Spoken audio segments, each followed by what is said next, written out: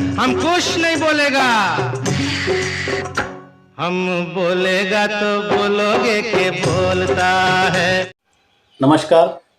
आज का ये वीडियो में हमारे भीष्म पितामह, हमारे तातश्री, हमारे भारतवर्ष के सबसे बड़े बुजुर्ग भीष्म पितामह को संबोधित करते हुए उनको एक जवाब के रूप में या अपनी भावना व्यक्त करने के स्वरूप में ये वीडियो बना रहा हूँ। अभी 2 दिन पहले मुकेश खन्ना जी के चैनल पर एक वीडियो आया है जिसमें वो बाबाओं की बात कर रहे हैं, हिंदू मंदिरों की बात कर रहे हैं, लेकिन कहीं एक मस्जिद की या कोई चर्च की या किसी फादर की या किसी मुल्ला की बात नहीं की। आपको आपत्ति लगी है तो बिल्कुल अपनी बात रख सकते हैं, लेकिन एक न्यूट्रल आप कम से कम दिख सकते थे सभी धर्मों को बताकर। लेकिन जैसे अन्य धर्मों वाले भी हिंदू धर्म, सनातन धर्म पर वार कर रहे हैं, उन्हीं को आप एक सपोर्ट करने का काम यहाँ पर आज किया है। और यहाँ पर मैं देखो, मुकेश खन्ना जी ने जिन भी बाबाओं का नाम लिया है या नहीं भी लिया है, तो मैं उनको रिप्रेजेंट नहीं कर रहा हूँ। मैं यहाँ रिप्रेजेंट कर रहा हूँ भारत के साधु संत परंपरा को। और यहाँ पर पूज्य आशाराम जी बापू का भी नाम लिया है, जो कि मैं उनका फॉलोअर होने के नाते मैं उनको नज़दीक से जानता हूँ। तो आशाराम जी बापू का भी नाम उन्होंने इन सब बाबाओं के बीच में ले लिया है। तो पहली बात तो इन्होंने कितने बाबा को स्टडी किया है, देखा है या मिले हैं पता नहीं, लेकिन पर्सनली मैं जिन संत को अच्छे से जानता हूँ, समझता हूँ, अनुभव किया हूँ, उनके बारे में तो मैं बोल सकता हूँ और कोई शंका नहीं इसमें। लेकिन मुकेश खन्ना जी स्वयं इस वीडियो में आगे कहते भी है कि मैं किसी बाबा के पास जाता नहीं हूँ, न जाना है। खैर वो उनकी मर्जी, लेकिन जिस व्यक्ति को हम जानते नहीं, पहचानते नहीं, तो उनके लिए सीधा नकारात्मक टिप्पणी हो सकता है, वो फेक भी हो, हमें नहीं पता। लेकिन जब तक हम पर्सनली देखते परखते नहीं हैं, तब तक हम उस पर टिप्पणी नहीं करना चाहिए, ऐसा मुझे लगता है। मुकेश खन्ना जी को भी हमने बचपन से देखते आए हैं, सुनते आए हैं। महाभारत का चरित्र आज भी हम अगर कोई भी हम क्या सभी कोई भी इमेजिन करें कि भीष्म पितामह कैसे होंगे, तो मुकेश खन्ना जी ने जो किरदार निभाया है वही चेहरा पहले सामने आएगा। वो एक उन्होंने माइलस्टोन खड़ा किया है, उसे कोई तोड़ना तो क्या छू भी नहीं सकता है। तो ऐसा किरदार करते समय उन्होंने भी निसंदेह उस कैरेक्टर को समझा होगा, स्टडी किया होगा, शास्त्र पढ़े होंगे। तो संत महात्मा और आध्यात्मिकता के बारे में वो बिल्कुल अनजान है, ऐसे तो नहीं हो सकता है। और जितना मैं भी, उन्होंने जब से चैनल शुरू किया है तब से उनको फॉलो करता हूँ, देखता हूँ।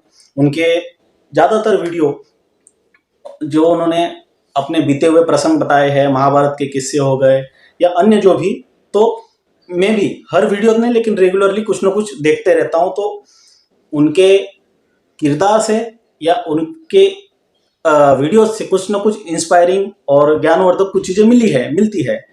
लेकिन सर आपके इस वीडियो ने थोड़ा आहत किया है, और आप हमसे उम्र में बड़े हैं, समझ में बड़े हैं, और अपने कार्य क्षेत्र में या समाज में एक ओहदे में अनुभव से भी बहुत बड़े हैं। हम आपके सामने जैसे पितामह बोलते हैं ना, पिताजी, दादाजी, दादाजी के दादाजी, तो हम तो उनसे भी छोटे छोटे हैं आपके सामने। लेकिन जो चीज़ महसूस की है उस पर मैं आपसे कुछ कहना चाहता हूँ। हालांकि मैंने आपसे संपर्क करने का पूरा प्रयास किया, आपका पुराने नंबर मिले जो कि बंद लगते हैं, पता नहीं, और गूगल पर भी देखा, आपका जो ऑफिस का नंबर है वो वहाँ पर बता रहा है कि ये वो मुकेश खन्ना का नंबर नहीं है। तो मैं अपनी तरफ से पहले प्रयास किया कि इस विषय में आपसे पर्सनली मिलता या बातचीत करता, लेकिन मेरा मिलना या बात करना आपसे संभव नहीं हुआ। तो इस वीडियो के माध्यम से आप तक पहुंचना चाह रहा हूं, और जिन तक भी ये वीडियो पहुंच रहा है तो आगे शेयर करना, ताकि मुकेश जी की कुछ बातें जो मुझे लग रहा है ठीक नहीं, मतलब उन्होंने किस प्रयोजन से कहा है या गलती से कहा है, हालांकि मुझे बोलना अच्छा नहीं लगता, लेकिन कहीं ना कहीं आद करने वाली बातें कही है, इसलिए कह रहा हूँ, उसका जवाब देने की कोशिश कर रहा हूँ। तो मुकेश जी का वीडियो भी साथ में चलाते हैं, सुनते हैं, और मुझे जिन पॉइंट पर कुछ कहना लगेगा तो मैं वो कहते भी चलता हूँ। युग से कलयुग से एक जमाने में ऋषि मुनि हुआ करते थे। आजकल ऋषि मुनि नहीं है, लेकिन वो सब बन गए हैं हमारे यहाँ पर साधु समाज, साधु संत पे बन गए हैं। साधु हमारे पास बहुत है, हिमालय भरा पड़ा है साधुओं से, और हिमालय तो छोड़िए पूरा हिंदुस्तान भरा पड़ा है। जो अनदर जनरेशन जो साधु संतों के बाद आ रही है वो बाबाओं की आ गई। अच्छा, यहाँ पर ना मैं एक साथ में चीज कहना चाहता हूँ कि बाबा, अभी बाबा शब्द भी हालांकि कोई बुरा नहीं है, लेकिन एक गाली जैसा बन गया है। अभी मीडिया ने कहो या इस तरह से उसको प्रचार कर दिया, जैसे लोंडिया, छोरी है तो महिला ही, माता बहनें भी बोलने का ढंग है, और ये लोंडिया, ये छोरी, ये छोकरी, इस तरह के शब्द दोनों में जैसे फर्क है, ऐसे मैं महसूस करता हूँ, और इत्तफाकन आप भी ये महसूस करते होंगे। तो बाबा शब्द थोड़ा और लगता है। दर्जनों बाबा हमारे यहाँ पर पिछले दर्जनों साल से पैदा हुए। अब ये दर्जनों बाबा पैदा हो गए, बाबा पैदा होते हैं। हालांकि मैं देखो यहाँ किसी अन्य साधु संतों की, बाबाओं के पक्ष में नहीं बोल रहा हूँ। पर्टिकुलर यहाँ पर पूज्य आशाराम जी बापू का भी फोटो, नाम यूज किया है, इसलिए मैं बोल रहा हूँ। ये अगर नाम नहीं लेते तो मैं नहीं भी बोलता। और हिंदू संतों को, आशाराम जी बापू के साथ एक हिंदू संत परंपरा है, और आशाराम जी बापू, ये दो चीजों को रिप्रेजेंट करके मैं यहाँ पर ये वीडियो आज बना रहा हूँ।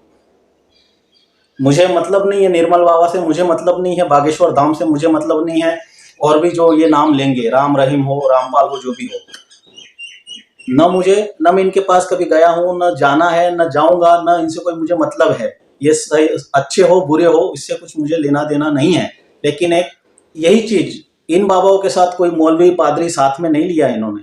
आप अन्य चैनलों पर या अन्य आपके चैनल पर जब वीडियो कुछ ऐसे बनाते हैं तो उसमें बोलते हैं हमारे धर्मों पर, हमारे साधु संतों पर बोलते हैं, अन्यों पर बोलेगा तो गले कट जाएंगे। तो शायद यहाँ आपको भी शायद वो डर लग रहा है क्या सर?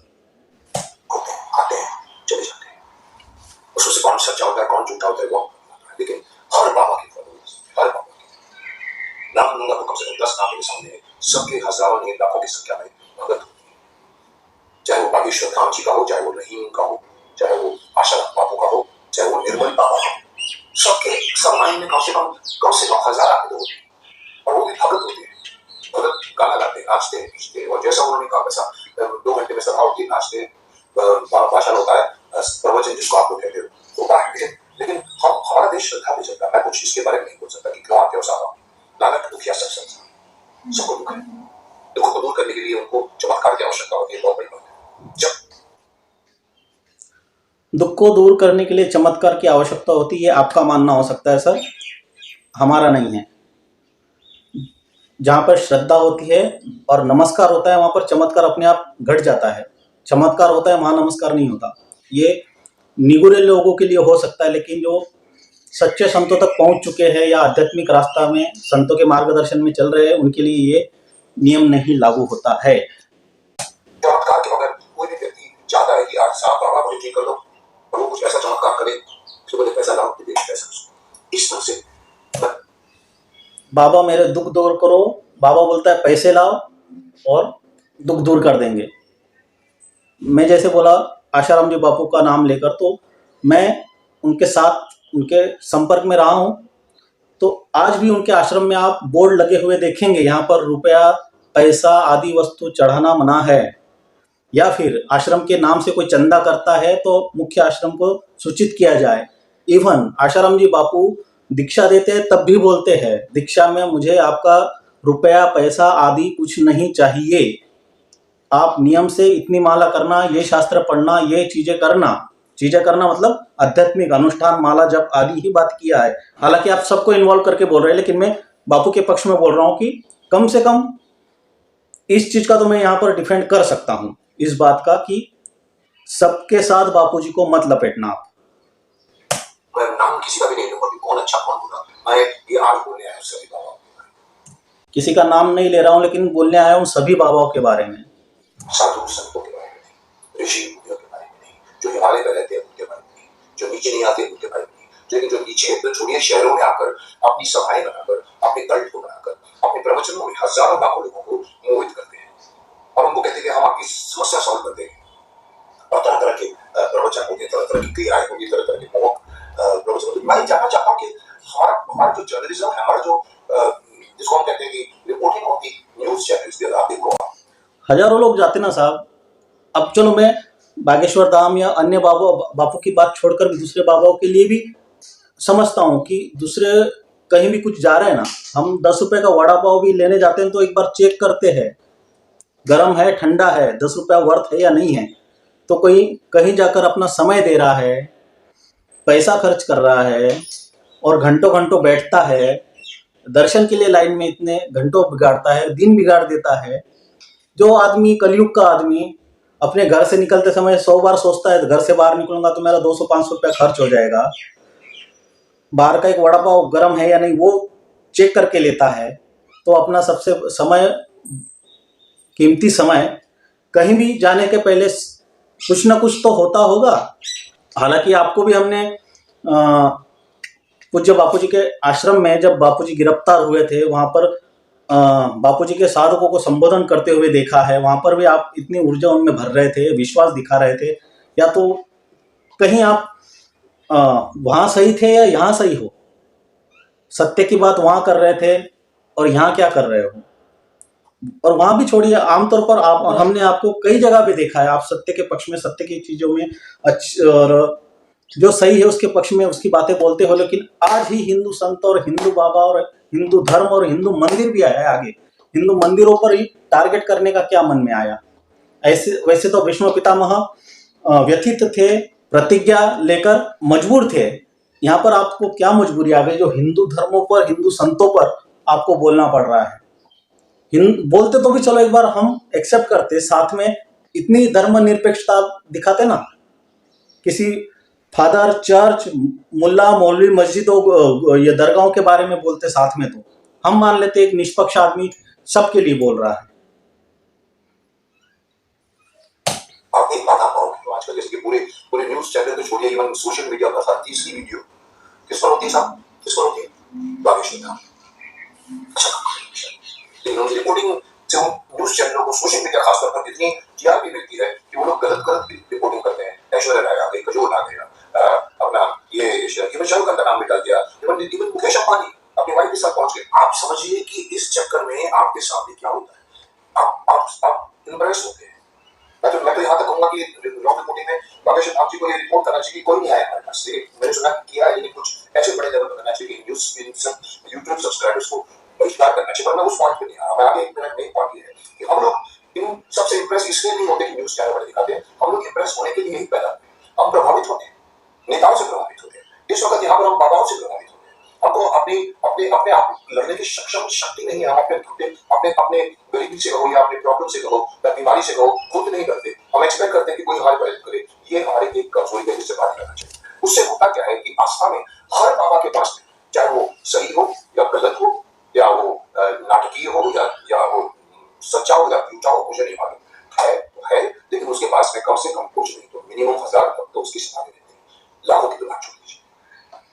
और क्या ये जो सवाल में लेकर आज वीडियो में आया, मैं इनके बारे में पहले पूछ चुका, लेकिन ये सवाल मेरा नया है कि क्या हमारा न्यूज चैनल जो कवर करता है ये दिखाने के लिए देखिए ये अर्जी लिखी गई थी। ये अर्जी के बारे में बाबा ने बता दिया है को कि आपके मन में क्या है, ओके आपको क्या चाहिए, वो चरणों में बैठ जाता है, बोलता है, उसको प्रॉब्लम बताता है, बाबा ये भी दिखाते हैं न्यूज चैनल। एक नहीं दो साहब, आप ही न्यूज चैनल पर जा के अपना पक्ष भी रखते हो, और आपको क्या सभी को पता है न्यूज चैनल कितने दोगले है, कितने बायस है, और न्यूज चैनल से अपेक्षा कर रहे हैं कि सही दिखाए।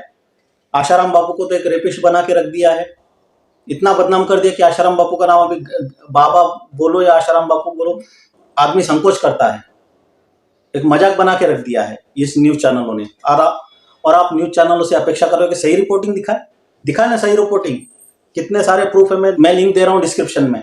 सुप्रीम कोर्ट के वकील, सुप्रीम कोर्ट के जज, मैं आपको सुब्रमण्यम स्वामी की क्लिप दिखा देता हूँ साथ में।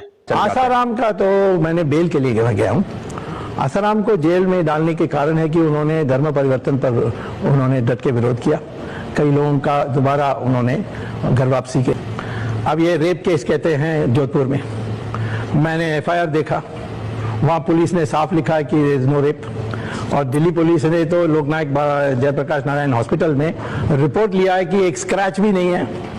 तो अब क्या बाकी केस क्या है उसमें कि ये 18 साल से कम लड़की है और उसने बयान दिया कि इन्होंने मेरे ऊपर हाथ लगाई। और पॉस्को जो नया कानून बनी है उसके अनुसार जो 18 साल से कम लड़की है उसके बयान को सही मान करके केस चलाना होता है। उसमें जो विटनेसेस थे, सुप्रीम कोर्ट ने मुझे कहा कि 6 विटनेसेस हैं, ये मटेरियल विटनेसेस हैं, इनका पूरा पूछताछ होने के बाद आप बेल के लिए अप्लाई कर सकते हैं। ये 6 का 6 जिंदा है, पूरा उनकी बयान हो गई है। तो कौन कहाँ मर रहा है, किसकी विटनेस लिस्ट में है, ये तो टेलीविजन में मुझे दिखाई पड़ता है, जब मैं कागज में देखता हूं उनका नाम नहीं दिखता। तो आपको लग रहा है कि कुछ नहीं होता, आप पूरे मुझे पूरे लगता है आप कि बिल्कुल वकील की तरह से इसके पीछे कोई पैसा खर्च करके प्रचार कर रहे हैं। निर्दोष निष्कलंक बापू को भी कितना बड़ा दोषी बनाकर, कसाब से भी बड़ा जैसे कोई दोषी हो, इस तरह से उनके साथ ट्रीटमेंट हुई। राम रहीम तो चलो कितनी बार बाहर आ गए, और यहाँ बापू को उम्र देखते हुए एक दिन की पैरोल नहीं, एक दिन की बेल नहीं, हजारों और मीडिया के भरोसे संतों को परखना है आपको। दिखाए गए बैठते हैं और हमारे जो बाबा जी हैं उनको बताते हैं ये तो फिर भी अच्छा है। तो अगर आप निर्मल बाबा की बात करें जो जेलों की शताब्दी के पीछे है, वो तो ये कहते थे कि अच्छा ये प्रॉब्लम है, करेगा खा लीजिए, ये प्रॉब्लम है, ये आप आलू खा लीजिए, ये प्रॉब्लम है, इसको आप छोड़ दीजिए।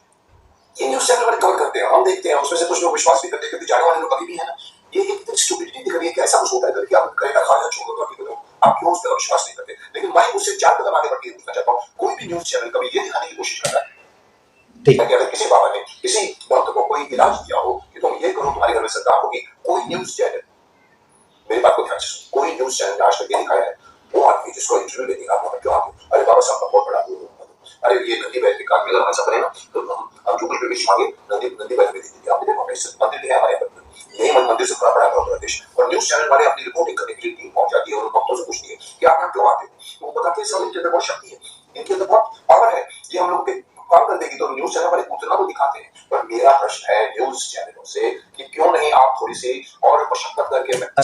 अरे साहब क्यों न्यूज चैनलों के भरोसे रहते हो, आप खुद चले जाओ, आप खुद परख लो ना। बाकी लोग जा ही रहे हैं, परख ही रहे हैं, जिनको नहीं लगता है तो नहीं जाते फिर, और जिनको सही में अनुभव होता है, कुछ होता है, तो संत जेल में हो कहीं भी हो उनके पीछे पीछे दौड़े रहते हैं। न्यूज चैनल आज भी बापूजी के 5 करोड़ से ऊपर साधक है। आप जोधपुर जाके देखना, जेल के बाहर हजारों लोग पड़े रहते हैं, और कोई पर्व आने दो, जेल को दिवाली में देखिए जेल को कैसा मंदिर बना देते हैं, अभी भी मंदिर जैसा सजा के रखते हैं, रंगोली दिए और क्या क्या। क्राउड देखना जोधपुर जाके या अन्य आश्रमों में, जिस दिन गुरु पूर्णिमा है नजदीक के आश्रम में जाओ, पूरे देश के किसी भी बापू के आश्रम में जाओ, क्या माहौल रहता है। अनुभव होता होगा तभी तो जाते होंगे। और मैं सब बाबा की बात नहीं कर रहा हूं, फिर से बोल दूं, सब बाबा को रिप्रेजेंट करने का मैंने यहाँ पर ठेका नहीं लिया है।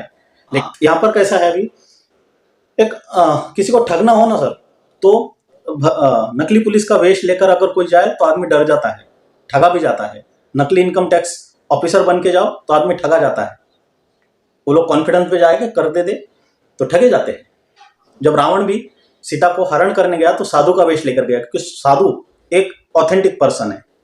तो आज भी जो ऑथेंटिक रहेगा उसी की नकल कर कर बहुत से लुटेरे लोग घुस जाते हैं। इसका मतलब ये नहीं होता कि सारे संत, सारे साधु ढोंगी और लुटेरे हैं। कुछ उसमें घुस गए, इसका मतलब आप सबको ब्लेम नहीं कर सकते सर। और आपका कहना जो हिमालय में है, एकांत में है, वही साधु संत है, बाकी समाज में कोई साधु संत है ही नहीं। मेहनत करके उन लोगों के टेलीफोन नंबर एड्रेसेस लेकर रखो और 3 महीने लेके आओ ना टेलीफोन नंबर, 4 महीने 6 महीने के बाद उनके पास जाओ और उनका इंटरव्यू लो कि जो कुछ भी आपने नंदी बैल से कहा था वो आपकी काम हुई। लेके आओ टेलीफोन नंबर, अपने नीचे दे देता हूँ, ईमेल आईडी दे देता हूँ, या तो फिर संत श्री आशाराम जी आश्रम में पहुंच जाओ किसी भी, वहां पे आपको लाखों ऐसे अनुभव निकाल के दे देंगे कि जिन्होंने कुछ मनोकामना मांगी हो और पूरी नहीं हुई हो। जो बाबा ने आपको जो इलाज दिया था, अभी करे ना खाओ या ना खाओ, या फिर आपको कहा था कि आप इन बाबाओं का मैं रिप्रेजेंटेटिव नहीं हूँ, इसलिए इनके बारे में नहीं बोलूँगा। हिंदू साधु संत और आशाराम जी बापू दो को आपने लपेटा है, तो मैं उन्हीं को डिफेंड करने, उन पर टिप्पणी करने के लिए यहाँ बैठा हूँ। आप ये करो, आप करें सर। और माफ करना सर, मैं भावनाओं में थोड़ा आवेश में इधर उधर हो सकता हूँ, लेकिन आपकी बड़ी रिस्पेक्ट और इज्जत के साथ आपको मैं खंडन करने का प्रयास कर रहा हूँ। बात पैदा होगी, आप ये खा लीजिए, ये प्रसाद खा लीजिए, आपको पूछो आपको घर में ऐसा हुआ, पूछिए। 90% मैं दावा नहीं कर रहा हूँ, मैं सिर्फ अंदाज से, क्योंकि जो आदमी तर्क करता है, जो आदमी लॉजिकली सोचता है, वो इसमें कभी बिलीव नहीं करेगा। मैं उनमें से हूँ जो तर्क पे बिलीव करता हूँ, अपने कॉन्शियस से बिलीव करता हूँ। मैं बता दूं 100 में से आपको 65% से भी ज्यादा मिलेंगे जहाँ पर कुछ नहीं हुआ, लेकिन वो चीज पब्लिक के सामने नहीं है। अच्छा, यहाँ पर एक तर्क ये भी हो सकता है ना कि डॉक्टर के पास जाए, डॉक्टर दवाई दे, कुछ पथ्य बताए, ये खाइए, ये मत कीजिए, लेकिन मैं आकर घर पर मेरे मन मर्जी से ही रहूं, दवाई भी टाइम पर नहीं लूं, तो इसमें प्रॉब्लम डॉक्टर का कि मेरा है? 10 डॉक्टर गलत हो सकते हैं, उसमें से मतलब सारे के सारे डॉक्टर गलत तो नहीं हो सकते। जितना डॉक्टर का जिम्मेदारी है उतना ही पेशेंट का भी जिम्मेदारी है। आप जैसे परसेंटेज बता रहे हैं, हो रहा है, किसी को फायदा नहीं हो रहा है, तो वो जो बाबाओं की आप बात कर रहे हैं या जिनके फॉलोअर्स की बात कर रहे हैं उनका वो जाने, लेकिन आशाराम जी बापू और उनके फॉलोअर की जिम्मेदारी और उनकी गारंटी मैं ले सकता हूं कि किसको कितना फायदा हुआ है। चाहे तो मैं नीचे नंबर या आश्रम के कांटेक्ट भी दे दूंगा, लिंक भी दे दूंगा, ढेरों मिल जाएंगे सर उदाहरण। अगर आप दिखाते हो कि इस मंदिर की ये प्रभुत्ता है कि यहाँ पर आकर जो कुछ भी मनोकामना करता है उसकी पूरी हो जाती है, तो आप बताइए कि उसकी मनोकामना पूरी हुई थी कि नहीं हुई थी। तब जाकर सत्य मालूम पड़ेगा कि ये मंदिर उतना प्रभावशाली है या नहीं, या ये बाबा उतना इफेक्टिव है या नहीं, उसमें जो कुछ भी समाधान किया था वो समाधान पूरा हुआ कि नहीं हुआ। आप जाके अगर उसको एक्सपोज करोगे तो उसको रिपोर्टिंग करोगे। एक उदाहरण देता हूँ, प्रकाशा धुलिया नासिक के पास है, वहाँ पर एक लगभग 70 साल से ऊपर के बुजुर्ग समिति वालों के साथ आकर कुछ सेवा किए, और बापू से जब बात हुई तो बापूजी ने खुद से पूछा, एक संत किसी को पूछ रहा है खुद से कि क्या चाहिए, तो ये संत की जब संत अब बंद गया, उसको शायद नहीं चाहता होगा तो भी वो मौका देख के मांग लेगा, अभी संत तो बंद गया, अभी देना ही पड़ेगा, खुद होके मांगा है। तो उन्होंने, उनको पुत्र नहीं था, 70-75 साल की उम्र में उन्होंने मांग लिया, मुझे पुत्र चाहिए, करो रिपोर्टिंग। बापूजी ने उनको कहा सूरत आश्रम में आइए, बड़दादा के फेरे कीजिए, फलाना मंत्र कीजिए, और अगले शायद 1-2 साल में पुत्र लेके बापू के सामने प्रसाद लेके आए। करो रिपोर्टिंग, बुलाओ आपके मीडिया वाले, आप मीडिया वालों के भरोसे साधु संतों को परखने निकले हो सर। कहूंगा मैं कि आप करेक्ट रिपोर्टिंग, आप अधूरी रिपोर्टिंग करते हो, आप लोगों के आस्थाओं को शूट करते हो और अंधविश्वास को बढ़ाते हो, और आप ये प्रूव नहीं करते। आप ये भी बोलो ना मीडिया को, कितना षड्यंत्र करके संतों को फंसाया भी जाता है। 2-3 क्लिप, कुछ क्लिपें मैं साथ में चला भी रहा हूँ, जैसे सुब्रमण्यम स्वामी ने बताया किस तरह से उन बापूजी को फंसाया है। जब समाज निर्वसनी, सदाचारी, संयमी होने लगता है तो बहुत सी ऐसी कंपनियां हैं, बहुत सा ऐसा वर्ग है जिनको इस चीज़ों से तकलीफ होती है। जैसा आपके शहर में बड़ी बड़ी दारू की भट्टियां, दारू की दुकानें हैं, कोई संत आकर वहाँ पर दारू से होने वाले नुकसानों के बारे में बताए तो वो गांव के दुकान वाले, जो शराब के दुकान वाले या वो धंधा जो भी करते हैं, संतों के विरोधी हो जाएंगे, कैसे भी करके संत को वहां से निकालना चाहेंगे।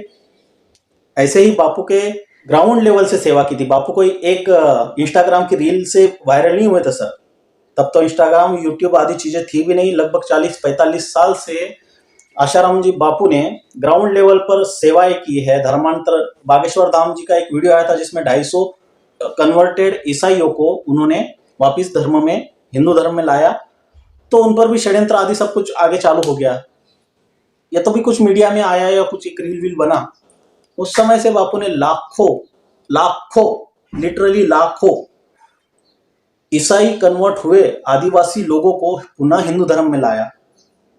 तो इसकी पीड़ा किसी को तो हुई होगी।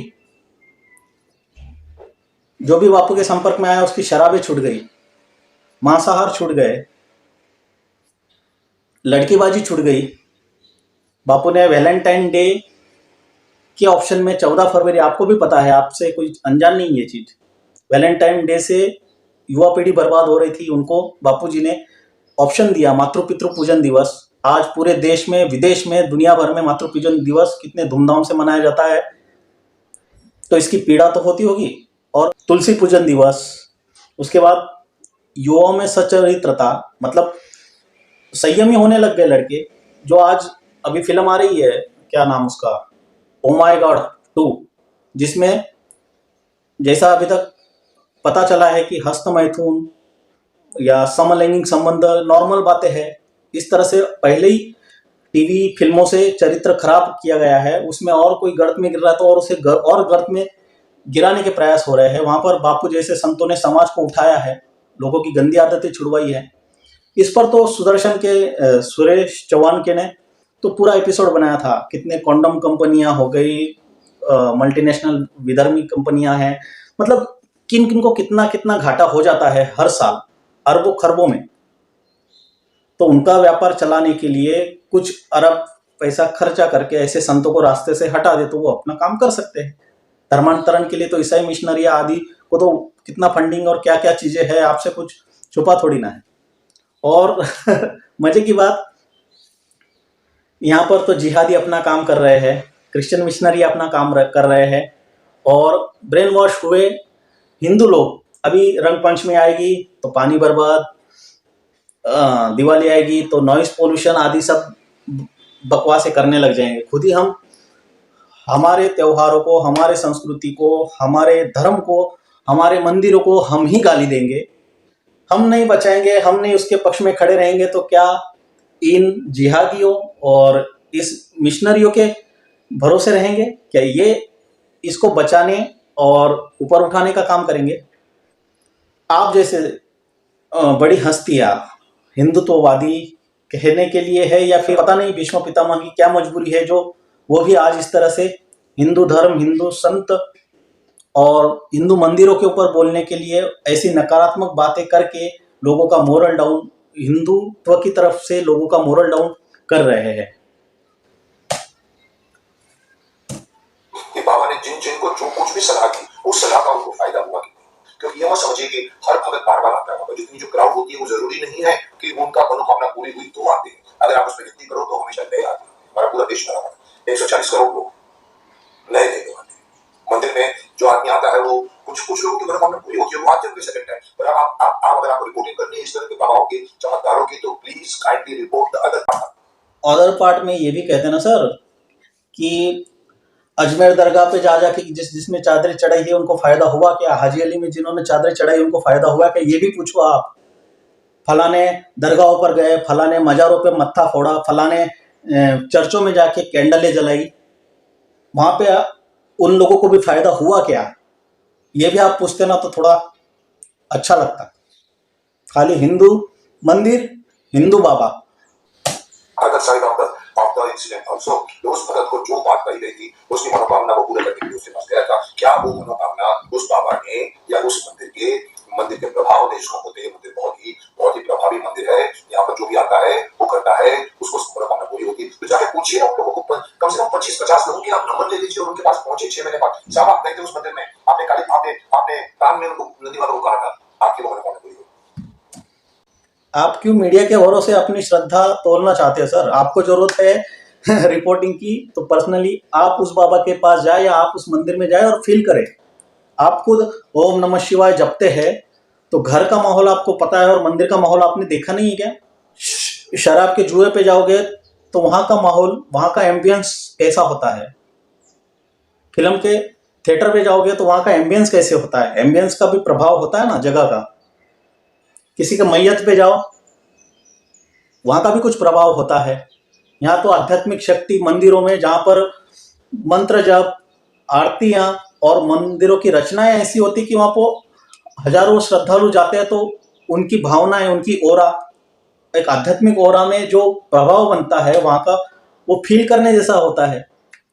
और ये सर मैं बहुत उम्र से और अनुभव से आपसे छोटा हूं, लेकिन इतनी चीज तो मैं भी समझ सकता हूं, बोल सकता हूं, और ये मुझे लगता है आप भी सब जानते हैं, लेकिन पता नहीं क्या मजबूरी है भीष्म पितामह की, या कोई लोग कहते हैं शायद बिक गए हैं।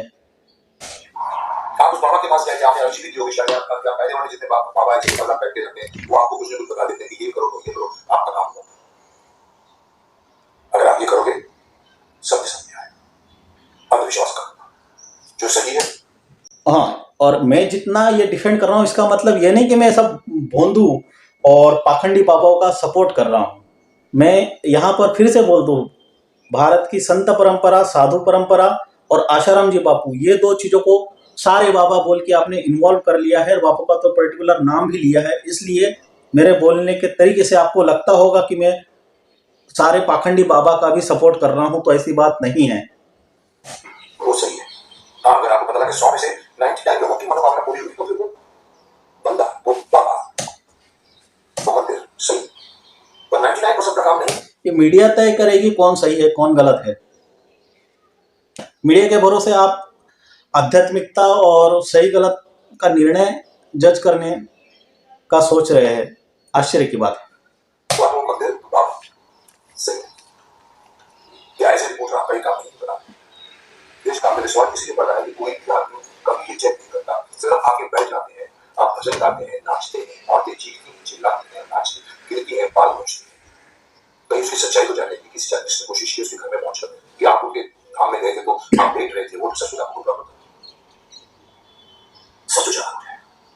आज मैं यही बोलने के लिए हो जाएगा। मैं किसी बाबा के खिलाफ बोलने नहीं आया, सभी बाबाओं के बारे में बोलना चाहता हूँ जो है। सर, मैं किसी पर्टिकुलर बाबा के बारे में बोलने नहीं आया हूँ, सब बाबा के बारे में बोलने आ रहा हूँ, बोलकर वही चीज हो रही है।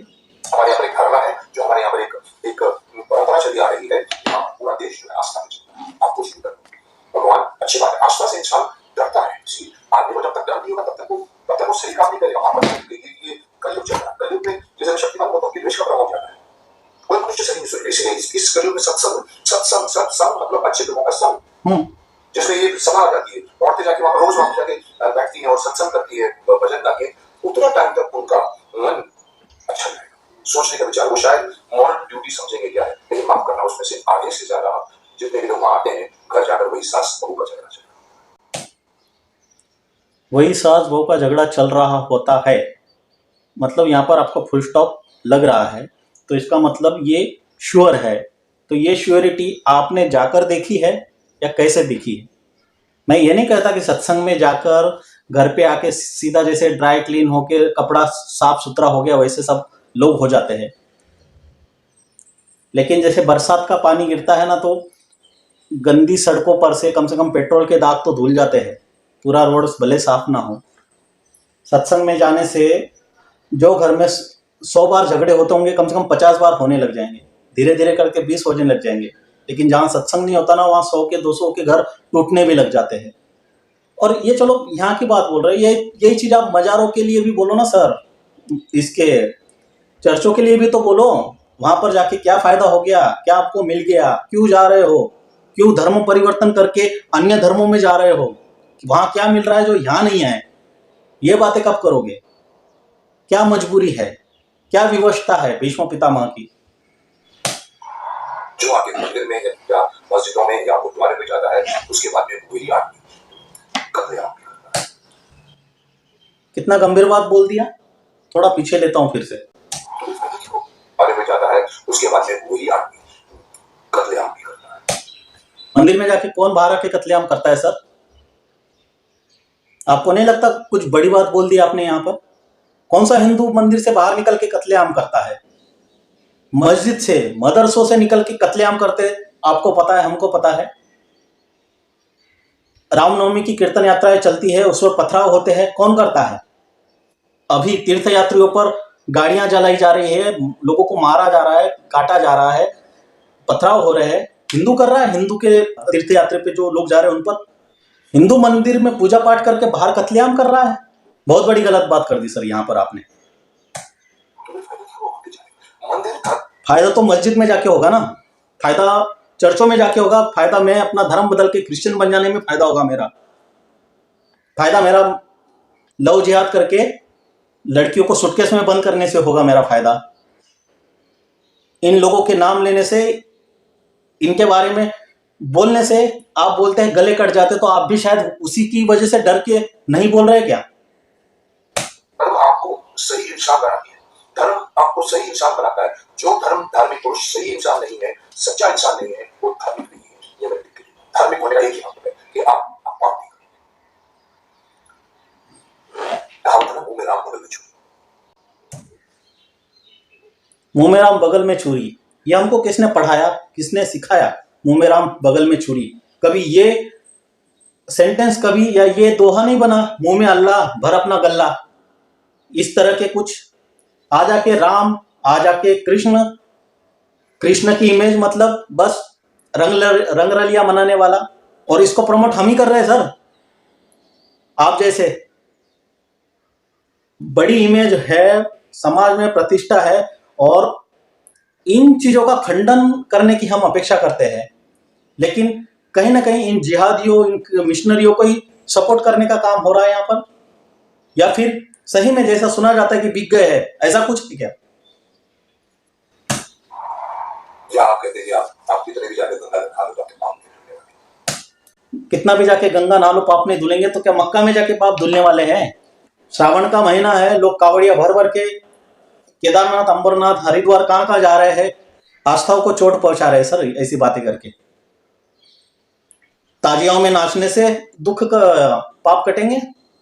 मजारों पे चादरें चढ़ा के मत्था फोड़ने से पाप कटने वाले हमारे, या आपके कटे हैं? कुछ कुछ बातें सर आपने लाइन क्रॉस करके बोल दी है, इसलिए थोड़ा गुस्सा बढ़ गया, सॉरी। तो आप अपने पत्र ले जाओ, आप डिसाइड करेंगे। मैं अपने इस बात को मैं क्षमा चाहता हूँ। मैं बार बार इन बाबाओं की बात नहीं कर रहा था, चाहे वो बाकी शुद्ध के वीरेंद्र शास्त्री जी हो, चाहे वो आशाराम बापू हो, चाहे वो निर्मल बाबा हो, या असंख्य बाबा हो। आशाराम बापू का नाम क्यों ले रहे सर आप? कितना जानते हैं?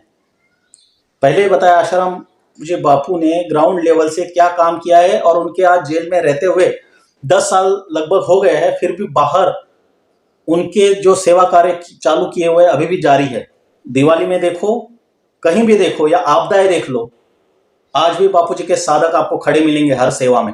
बापूजी के ऊपर क्या क्या षड्यंत्र हुआ है, क्या क्या हुआ है, बाहर वालों का क्या फायदा है, ये सारी चीजें उजागर है सर। आप उसमें घुसो तो पता तो करो। सीधा ठप्पा मारना है मैं सही हूं ये गलत है। आप बोल रहे ना आप परखो, तो हमने परखा हुआ है, इसलिए बापू के बारे में सुन नहीं सकते। आप पहले जाओ परखो, फिर बोलने की हिम्मत करना बापू के लिए। मैं बापू के लिए डिफेंड कर सकता हूं, बाकी बाबाओं के लिए मैं जिम्मेदारी नहीं लेता हूं कौन क्या है, कौन कैसा है, क्योंकि मैं खुद भी उनको जानता नहीं हूं, ना मैं उनके पास गया हूं, ना कभी जाना भी है। मुझे मेरी मंजिल मिल गई है। आप बाबाओं को परखना है मीडिया के सहारे, कभी जाके पूछो, तो कभी 2 महीने में नंबर लेके आओ, पूछो, 2 महीने बाद जाके फलानी अर्जी किया था, फलानी ये किया था, फिर वो रिपोर्टर जैसा बताएगा वैसा आप मान लोगे। मीडिया ने तो पूरा छाप दिया था बाबाओं के लिए, पूरा प्रोपेगेंडा कैसे चलता है मीडिया में आपको पता है। मैंने पिछली बार वीडियो में कई बार कही, मुझे डाउट होता है कि ये सही है, ये पुराने लोगों के बीच से एक है, क्योंकि इतिहास बताता है कि कई लोग पकड़े जाते हैं तो उनकी सत्यता सामने आती है, चाहे वो निर्मल बाबा हो, चाहे वो रहीम बाबा हो, या कोई भी बाबा हो। जब पकड़े जाते, फिर भी यहां पे बोल दूं, पकड़े जाते मतलब बाकी बाबाओं के लिए नहीं बोल रहा हूं। आशाराम जी बापू का भी आपने नाम ले रहे हैं इसलिए बोल रहा हूं। पकड़े गए या फंसाए गए, शब्दों की रचना सर सोच समझ के करनी होगी। आशाराम जी बापू का नाम लेते समय तो उनके खिलाफ सबूत मिलता है तो तब मालूम पड़ता है, अगर सबूत नहीं मिलता तो पूरी भारी जनता को उसके पीछे मोहित होकर। बापू जी पर आरोप लगाने वाली लड़की बयान बदलना चाहती है। मजिस्ट्रेट कहता है जो पहला बयान है वही रखा जाएगा। वीडियो चाहे तो दिखा देता हूँ, नहीं तो डिस्क्रिप्शन में डाल दूंगा। मेरा जो जहाँ पर केस चल रहा है अहमदाबाद, तो उस पुलिस को तो इन्फॉर्मेशन थी। मैंने उस यहाँ से जाने से पहले 2 दिन पहले ही उनको इन्फॉर्मेशन दे दी थी कि मुझे मजिस्ट्रेट के सामने अहमदाबाद में गांधीनगर कोर्ट में मुझे कुछ बयान देना है, तो आप मुझे तारीख दिलवाई। लेकिन उन्होंने मना कर दिया कि ऐसा कोई आप बयान नहीं दे सकती, जो है वो ही रहेगा। तो फिर मुझे मजबूरन कोर्ट में जाना पड़ा और वकील के थ्रू लीगल प्रोसेस अभी।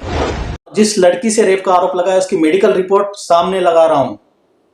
सुब्रमण्यम स्वामी और बड़े बड़े वकील, विद्वान लोग केस को पढ़ चुके हैं, परख चुके हैं, देख चुके हैं। सुप्रीम कोर्ट के वकील, जज लोग खुला बोल रहे हैं क्लीन क्लीन षड्यंत्र करके फंसाया हुआ है, और आप बोल रहे पकड़े गए। इतना बड़ा प्रमाण हमारे साथ है तो हम ये भी मान सकते हैं कि दूसरे संतों को भी, दूसरे बाबाओं को भी शायद फंसाया गया हो, या वो पकड़े गए हो तो भी उनसे हमें कोई सरोकार नहीं। लेकिन बापू के लिए वो सब करेगी जो नहीं करना चाहिए। अगेन मैं आपसे कह रहा हूँ, मैं किसी बाबा के खिलाफ नहीं बोल रहा, मुझे मैं किसी बाबा के खिलाफ बोलने नहीं आया हूं, लेकिन बोल तो सभी बाबाओं को लपेट के रहे सर। मैं किसी बाबा के दर्शन करने कभी नहीं जाता। किसी बाबा के दर्शन करने कभी नहीं जाता तो कैसे बता सकते हैं हम आपके बारे में कुछ इमेज बना लेते हैं, तो कम से कम आपको हमने इतने सालों से देखा है, सुना है, आपके काम को देखा है, आपके सीरियल फिल्म के बाहर भी सोशल लाइफ में आपके यूट्यूब चैनल से आप अपने मनोगत, अपना स्वभाव व्यक्त करते, उससे आदमी परखा जाता है। क्या आपने बापूजी के लिए उनके सत्संग सुने हैं? आप भले उनके पास नहीं गए हो, उनके सेवा कार्य, उनके दैवी कार्य, उनके सोशल इवेंट्स, उनके भक्तों द्वारा इवेंट्स, समाज में क्या उन्होंने परिवर्तन हुआ है, कितना बड़ा बड़ा क्या क्या समाज उत्थान के कार्य हुए हैं, आपने ये चीजें देखी है? अगर नहीं देखी तो निर्णय पर आने की आप जल्दबाजी ना करें। इस बार बागेश्वर धाम के भी बाबा बम्बई में आए थे, मेरे जी, और मुझे न्योता आया था मेरे घर में। तो ऐसे होता है, आप ये चाहते हैं कि वो आपकी कुछ प्रॉब्लम सॉल्व कर देगा, आप यहाँ तो कम से कम बापूजी के साधक इतना तो मानते हैं, राम जी के पिताजी भी संसार से रोते रोते गए। भगवान श्री कृष्ण के साथ आप सभी तो थे, किसी के दुख दूर हुए थे क्या? सबको अपना अपना प्रारब्ध का सुख दुख खुद को ही भोगना पड़ता है सर। ये तो सत्य की समझ कम से कम इतनी बापूजी के साधकों को तो मिली हुई है। तो हमारे दुख कोई बाबा दूर कर देगा इसलिए जाते हैं, ऐसी बात नहीं है। हाँ, उन्होंने दिखाए गए मार्ग पर हम चलते हैं तो दुख का प्रभाव हमें छू नहीं सकता, इतना जरूर होता है। मैं बोलता हूँ, मैं सबको यही सलाह दूंगा कि आपका अगर जिगरा स्ट्रॉन्ग नहीं है तो चाहिए उनके पास, लेकिन अगर वो जो कुछ बोलते हैं वो करिए। जो नहीं हुआ तो फिर उनके ऊपर अविश्वास भी आपको आना चाहिए। अगर नहीं हुआ तो उनके ऊपर अविश्वास भी आपको आना चाहिए। तो ये बात आप दरगाह वालों के लिए भी बोलो ना सर। अगर आप इतने जुम्मे जाते हो, आपको फायदा नहीं होता है, तो अविश्वास वहां पर भी आना चाहिए। पादरी लोग यूं छू मंत्र करके कैंसर दूर कर रहे हैं, लंगड़ों को ठीक कर रहे हैं, मरे हुए को जिंदा कर रहे हैं। यह तो सरासर खुली आंखों दिखने वाला झूठ। वहां पर शब्द नहीं निकल रहे, या ये बातें न बोलने के लिए स्पेशली प्रोग्राम बनाया जा रहा है। लेकिन हम तो क्या भगवान के पूजन करते हैं, बाहर मंदिर से निकलकर चाकू छुरी चलाते हैं। फिर से भगवान के मंदिर से बाहर निकलकर चाकू छुरी निकाल चलाते हैं। यहां तो प्याज लहसुन नहीं खाते सर। कौन मंदिर से बाहर निकल के चाकू छुरी चला रहा है? बहुत गंभीर और घिनौनी बात बोल रहे सर आप। ये हिंदुओं के लिए मंदिर से निकलकर चाकू छुरियां चला रहे हैं हिंदू लोग। आज देश में कहां कहां क्या क्या आग लगी हुई है आपको सब पता है। हिंदू लोग कर रहे हैं। हिंदू को तो बदनाम सब लोग कर ही रहे हैं, साथ में हिंदू ही और हिंदू को बदनाम करेगा। क्या इमेज, क्या इंप्रेशन छोड़ना चाहते हैं ऐसे वक्तव्य से? मंदिर जाना छोड़ दे। जो आज संसार में जो कहीं दुख पीड़ा आदमी परेशान है, कुछ सत्संग सुन के मंदिर में जाके कुछ मन में धैर्यता, स्थिरता आती है, आध्यात्मिकता की रुचि बढ़ती है, मैं कौन हूं, आत्म विकास की सोच बढ़ती है, उस रास्ते पे चलने का मन करता है, आगे बढ़ता है। संसार मिथ्या है, सुख दुख आने जाने वाला है, मैं कौन हूं, मैं शाश्वत आत्मा की ओर बढ़ाने वाले संत। ये तो विवेकानंद हो गए। वो भी अगर अपना स्वार्थ छोड़ के, अपनी तपस्या छोड़ के, अपना आनंद छोड़कर समाज को इस दुखों से पार कराने के लिए समाज में आए थे। आज भी ऐसे आते हैं संत। आशाराम जी बापू जैसे भी थे एकांत में हिमालय में। उनके गुरुजी ने भी उनको बोला, आपने पाया है तो औरों को भी इस रास्ते लगाओ। अपना स्वार्थ, अपना ध्यान, अपना तप छोड़कर हमारे उत्थान के लिए समाज में आते हैं। हमको जरूरत है सर उनकी, उनको हमारी जरूरत नहीं है। और ईमानदारी से आपने भी कभी ध्यान का, साधना का मजा चखा होगा ना, तो ये रुपया, पैसा, वाहवाही बड़ी ही तुच्छ लगेगी। ऐसे सहिष्णु और निरपराधी हिंदुओं को अपराधी बनाने का प्रयास बड़ी गलत बात सर। तो फिर हम कहाँ होंगे? Again I repeat the same. हम धार्मिक नहीं होना है ना, हमें मजहबी होना है, या फिर सलाम वालेकुम मारो साले को, ये करना है। हमारे यहाँ पर सतयुग में ऋषि थे, मुनि थे, साधु से संत थे। संत तुकाराम तक चले गए, कबीरदास तक चले गए, हम तुलसीदास जी तक पहुंच गए, हम मीराबाई तक पहुंचे। जिन संतों के आप नाम ले रहे हैं उनके टाइम पर भी इसी तरह उनको बदनाम किया गया, इसी तरह उनको जलील किया गया, इसी तरह उनको प्रताड़ित किया गया सर। आज हम संत बोल के एक्सेप्ट करते हैं, लेकिन इनके बाद क्या आज तक भारत में कोई सच्चा संत हुआ ही नहीं? तो हमारी नजरिया नहीं है उनको देखने की, परखने की। मीडिया के भरोसे हम संतों को तोलने जाएंगे, ये संतों की परख करके हमको बताएंगे ये संत है और इनको पूजिए। हमने उनकी भव्यता, उनकी सत्यता देखी है, उनकी सात्विकता देखी है, उनकी भक्ति देखी है, वो सही मायने में संत है। कलयुग आया है, कलयुग में जितने मैं नाम में गिना रहा हूँ सब अच्छे हैं। इवन महावीर अच्छे निकले, इवन सिद्धार्थ जो हमारे बौद्ध बने वो सब महान आत्माएं थी, लेकिन उसके बाद भी सब आत्माएं थी महावीर थी। वो अगर कमर्शियल है, पैसे कमाने को आती है, तो फिर वो साधु कभी भी मैं उसको नहीं मानूंगा। पैसे कमाने के लिए ईसाई मिशनरियों को, ईसाई चर्चों को कितने बिलियंस डॉलर हर साल आते हैं पता है आपको? कौन पैसा कमा रहा है? यहाँ के भारत के जमीनों पे कब्जा कौन कर रहा है? वक्फ बोर्ड क्या बोलते? आज मेरे घर पे, मेरे जमीन पे कोई वक्फ बोर्ड वाला दावा कर दी है वक्फ बोर्ड की जमीन है, तो मैं उसे प्राप्त नहीं कर सकता हूँ। मुझे केस लड़ना होगा तो मेरे गांव शहर से छोड़कर दूसरे शहरों में जाके वो केस लड़ना होगा, और वहां पर जज वकील सारे मुस्लिम ही होंगे। कोई साधु संत ये नहीं बोलते। पैसा, संतों के पास पैसा, संतों के पास नहीं होना चाहिए सर। मेरे पास, मैं बहुत ईमानदार सच्चा आदमी हूं, मेरे पास 1 करोड़ रुपया है तो मेरा मन करेगा सेवा कार्य में लगाऊं, अच्छी जगह लगाऊं। और यही मैं दुराचारी व्यभिचारी हूं तो वही पैसा मैं कहां लगाऊंगा? समाज में एक ना अमाउंट है, और वो पैसा कौन दे रहा है? जो उनको मानने वाले हम ही लोग दे रहे हैं ना। हमारा पैसा हम कहां डालें, हमारा विषय है। सरकार टैक्स मंदिरों पे लेगी, हिंदू मठों पे, आश्रमों पे लेगी, मस्जिदों पे नहीं लेगी, चर्चों पे नहीं लेगी, उनको सब्सिडियां मिलेगी। ये भी बातें कुछ बोलो ना आप, तो जरा लगे हाँ मुकेश खन्ना बोल रहे हैं, भीष्म पितामह बोल रहे हैं, या फिर एक सेक्युलर बोल रहे हैं। आंख में पैसा चुभता है, पेट में क्यों दर्द होता है? हमारा पैसा हम किसी को भी दे। आप अच्छा काम करने कहीं जा रहे हो और उसमें मैं अपना योगदान दे दूं। सर आप 50 लोगों को खाना खिला रहे हो मेरे से, ये और पैसा लीजिए, आप 60 लोगों को खाना खिला दीजिए, मैं नहीं जा पा रहा हूं। तो जिसका जितना बड़ा हाथ होगा वहां सपोर्ट कर सकता हूं। अब मेरे हाथ से जितनी सेवा होगी, तो बापू जैसे संतों से व्यापक विशाल पैमाने पे, विशाल स्तर पर सेवाएं हो रही है, तो हम इतना विशाल तो नहीं कर सकते। कम से कम उनको सहयोग करके सेवा में कुछ न कुछ भागीदारी बन सकते हैं। तो वैसा समाज प्रयास करता है अपना कुछ न कुछ योगदान देके सेवा में उतरने का। और आप बोलते पैसा कमा रहे हैं, आपको क्या पता है क्या ऑडिट है क्या नहीं है? या आप मानते हैं मदरसों में, मस्जिदों में पैसा नहीं कमाया जाता है? वहां से पैसा आतंकियों को कहां से, अरबों से, अरब देशों से पैसा आता है, हथियार आते हैं। वहां तो नहीं बोल रहे सर आप कुछ। ईसाई मिशनरियों को, वहां के पादरियों को रेप करो, कुछ भी करो, 2 महीने में बाहर आ जाते हैं, फिर से रेप करो, कोई दिक्कत नहीं। यहाँ तो झूठे आरोप लगा के जो इन लोगों को उजागर करते हैं, समाज में अच्छाई फैलाते हैं, उनको तो रास्ते से हटाने के लिए आरोप लगा के अंदर डाल दो। वहां नहीं बोल रहे आप। बोलता कि मुझे सिद्धि मिल गई है, कोई साधु बनेगा। कोई बोलता कि मुझे सिद्धि मिली, कभी भी मैं उसको रियल नहीं मानूंगा। कोई साधु संत ये नहीं बोलता कि मुझे सिद्धि मिल गई, कोई साधु बनेगा। कोई साधु नहीं बोलेगा मैं सिद्धि को मेरे पास पावर है माननी है। साधु रियल मानने में होगा तो वो शहर में आके अपनी दुकान नहीं खोलेगा।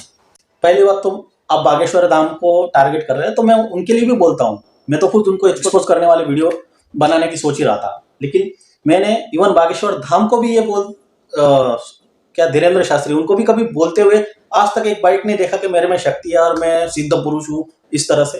इवन ये जरूर वीडियो देखा है कि कोई मीडिया वाला उनसे पूछ रहा है आप में शक्ति है, तो वो सरासर नकार रहे उस चीज को। ये तो देखा है मैंने। मैं कोई धीरेन्द्र शास्त्री का चाटुकार या उनका समर्थक नहीं हूं, लेकिन फिर भी ये आप पता नहीं क्यों इस तरह से भाषा कर रहे हैं, इस तरह से बोल रहे हैं सर। वो हिमालय में जाके बैठेगा, साधना करेगा। अच्छा, जिसको जो सच्चा साधु होगा हिमालय में जाके बैठेगा। ज्ञानेश्वर जी थे ना सर, ज्ञानेश्वर जी के पिताजी, वो भी एकांत में ही गए थे। उनके गुरुजी ने बोला था आप संसार करो। उनके बच्चे हुए नैनेश्वर जी, मुक्ताबाई, निवृत्तिनाथ आदि, उनको भी समाज ने बहुत लताड़ा, बहुत परेशान किया, बहुत उनके हाल किए। आज आप नाम लेंगे ज्ञानेश्वर महाराज की जय। जब हयात थे तब तो बहुत आपने दुख दिया, तब तो बहुत परेशान किया, तब ऐसे ही गालियां देते थे, सच्चे नहीं हैं, सच्चे संत ऐसे नहीं होते हैं। आप परीक्षक नहीं है सर संतों के। संतों को परखना है तो शरणागत होकर शरण में जाइए और जाने के बाद अनुभव कीजिए, तो कुछ समझने की चेष्टा हो सकेगी, वरना अपने तर्क बुद्धि से मुश्किल है संतों को समझना। साधना करने से भी आप मानव जाति का वो आप फायदा पहुंचा सकते हैं। तो कोई भी साधु संत जो सही होगा वो शहर में आकर अपनी दुकान नहीं खोलेगा। दुकान नहीं खोलेगा। ये दुकानें आपको दूसरी जगह पे नहीं दिखती। दुकान की बात निकली तो एक बार और बोल दूं बापूजी के लिए। आपको पता होगा चिकनगुनिया नाम की बीमारी आई थी कुछ साल पहले। उस समय चिकनगुनिया बिल्कुल जैसे अभी बीच में कोरोना आया था ना, तो किसको कुछ पता नहीं था क्या इसकी दवाई है, क्या वैक्सीन है।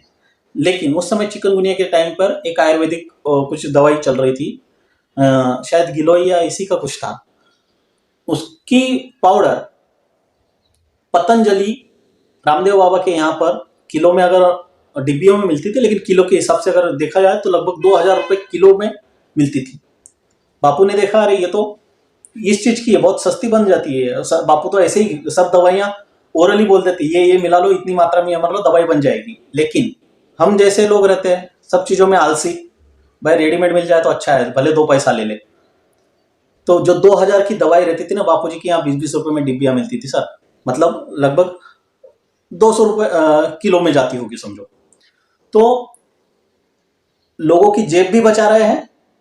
आज भी जैसे वो टैबलेट होती है ना B12 की, 3000-4000 तक की दवाइयां मिलती है B12 बढ़ाने की। आश्रम में 20 रुपए की डिब्बी मिल जाती है। ये व्यापार खोला जा रहा है। एलोपैथी के लिए नहीं खुलती, आपकी 10 पैसे की दवाई 1000 रुपए में बिकी जाती है। मेडिकल माफिया क्या क्या कांड चल रहे हैं, ऐसे विषय भी बोलो ना सर। या फिर झाड़ा फूकी करके क्या क्या कैसे लूटा जाता है, क्या क्या बेहोश किया जाता है, इन लोगों के लिए भी बोलते तो थोड़ा अच्छा लगता। दुकान से मेरा मतलब आप समझ लो, बताने की कोई आवश्यकता हाँ, जरूरत नहीं है हमें बताने की, लेकिन समझ तो आता है सर। और पता नहीं ये भी समझ में आ रहा है कुछ कि आप ये क्यों कर रहे हैं। अगर रियल साधु है, उसके पास अगर सिद्धियां आ गई है, आप बता दी है तो बताने की कोशिश करेगा। क्योंकि रियल माइंड में अगर वो बताने की कोशिश करता है, टीवी के सामने आकर बड़े बड़े भाषण देता है और उसके पॉपुलैरिटी को दिखाया जाता है और उसी में वो खुश है कि आज कल 1000 थे, आज लाख हो गए, मगर वो रियल माइंड में साधु है। क्या है ये? कौन बोल रहा है मेरे कल इतने थे और इतने हो गए और मैं खुश हूं?